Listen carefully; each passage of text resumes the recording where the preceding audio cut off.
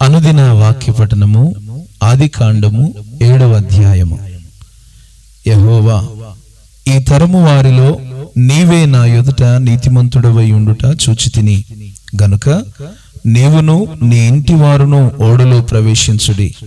పవిత్ర జంతువులలో ప్రతి జాతిపోతులు 7, పెంటులు 7, పవిత్రములు కాని జంతువులలో ప్రతి జాతిపోతును పెంటియు 2, ఆకాశ పక్షులలో ప్రతి జాతి మగవి 7, ఆడివి 7, నీవు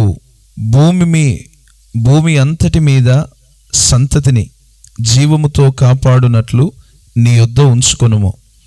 ఎందుకనగా ఇంకనూ 7 దినములకు నేను 40 పగళ్ళును 40 రాత్రులను భూమి మీద వర్షము కురిపించి నేను చేసిన సమస్త జీవరాశులను భూమి మీద ఉండకుండా తుడిచివేయుదునని నోవహుతో చెప్పెను. తనకు యెహోవా ఆజ్ఞాపించిన ప్రకారము నోవహు యావత్తు చేసెను. ఆ జల ప్రవాహము భూమి మీదికి వచ్చినప్పుడు నోవహు 600 ఏండ్లవాడు. అప్పుడు నోవహును అతనితో కూడా అతని కుమారులను అతని భార్యయు అతని కోడండ్రును ఆ ప్రవాహ జలములను తప్పించుకొనుటకై ఆ ఓడలో ప్రవేశించిరి. దేవుడు నోవహునకు ఆజ్ఞాపించిన ప్రకారము పవిత్ర జంతువులలోను అపవిత్ర జంతువులలోను పక్షులలోను నేలను ప్రాకు వాటన్నిటిలోనూ మగది ఆడుది జతలుగా ఓడలోనున్న నోవహునొద్దకు చేరెను. 7 దినములైన తరువాత ఆ ప్రవాహ జలములు భూమి మీదికి వచ్చెను.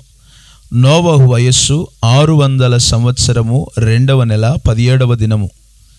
17వ దినమున మహాగాధ జలముల ఊటలన్నీయు ఆ దినమందే విడువబడెను. ఆకాశపు తూములు విప్పబడెను.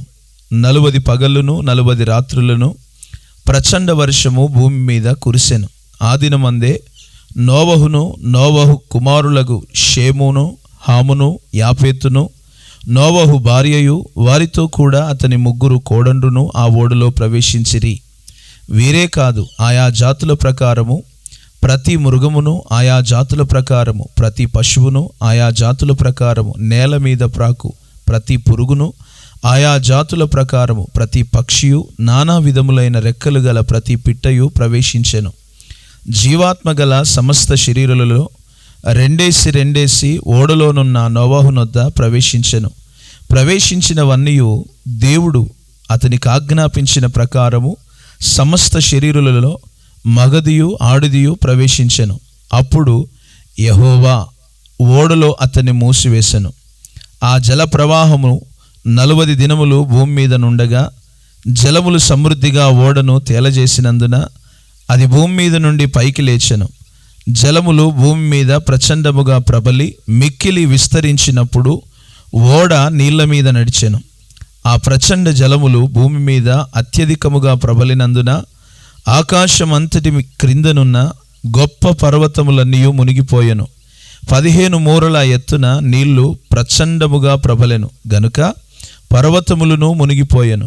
అప్పుడు పక్షులేమి, పశువులేమి, మృగములేమి, భూమి మీద ప్రాకు పురుగులేమి, భూమి మీద సంచరించు సమస్త శరీరులేమి, సమస్త నరులేమి చచ్చిపోయిరి.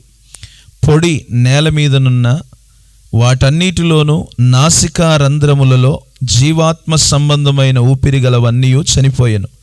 నరులతో కూడా పశువులను, పురుగులను, ఆకాశ పక్షులను, నేల మీదనున్న జీవరాశులన్నీ తుడిచివేయబడెను. అవి భూమి మీద నుండకుండా తుడిచివేయబడెను. నోవహును అతనితో కూడా ఆ ఓడలోనున్నవన్నీ మాత్రము మిగిలి ఉండెను.